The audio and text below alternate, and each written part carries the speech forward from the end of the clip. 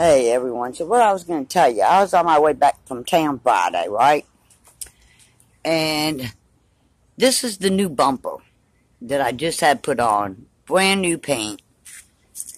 They replaced all of this. They replaced the cover here. I don't know if you can see it. They replaced these fog lights down here.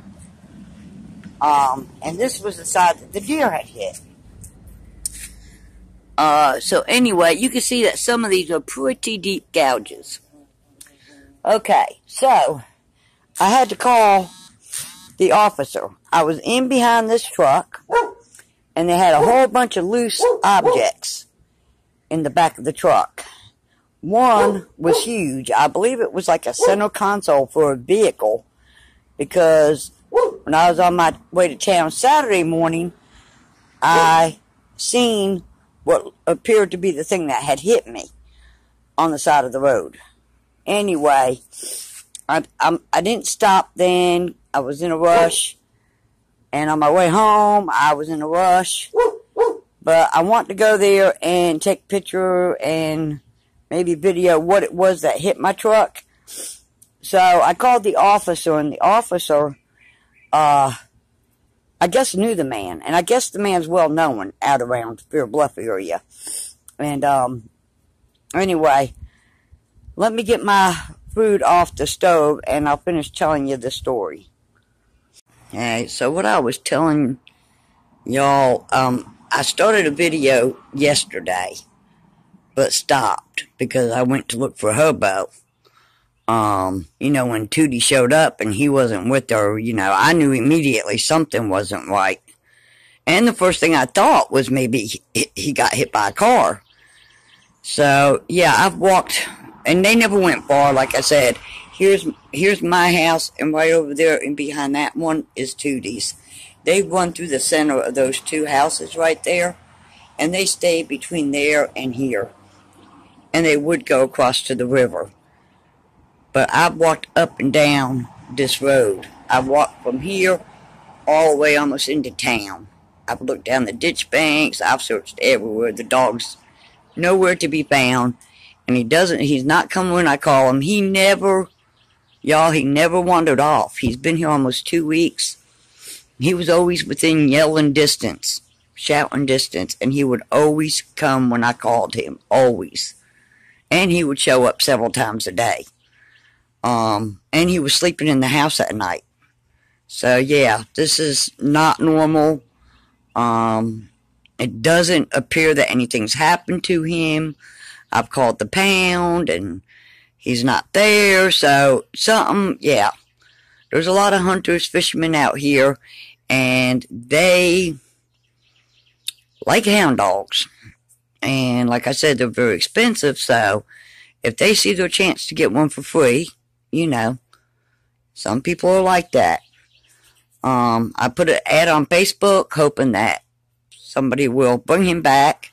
But anyway, what I started to tell you yesterday, which I never finished the video, I'll add it to this one.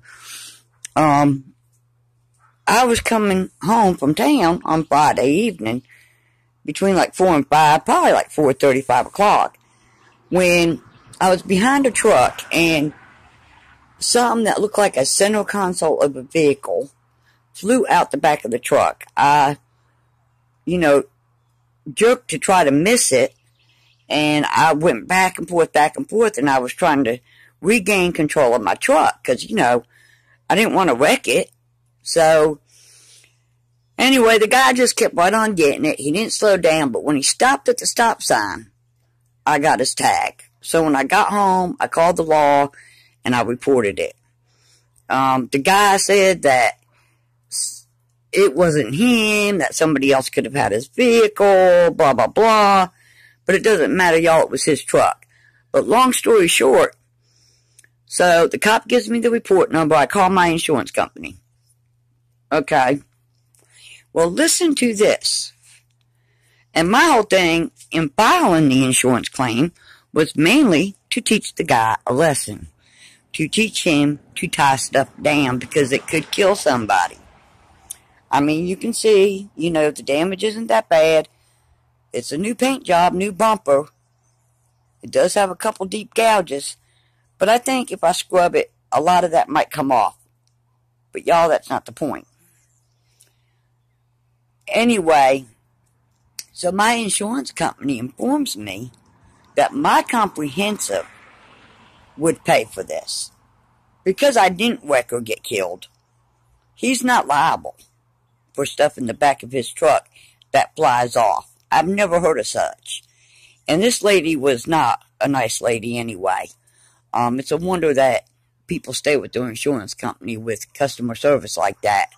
Because then she had said something about, well, you know, was you following too close? Could have you been following too close? I'm like, no.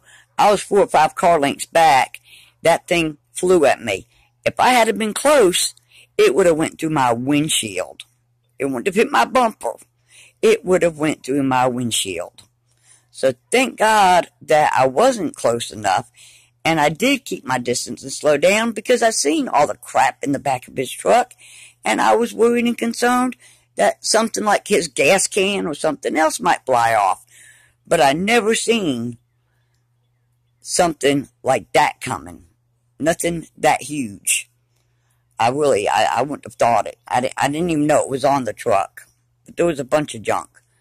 So yeah, so this guy ain't gonna learn anything. But anyway, let me get off here because my phone won't upload a video over 6 minutes.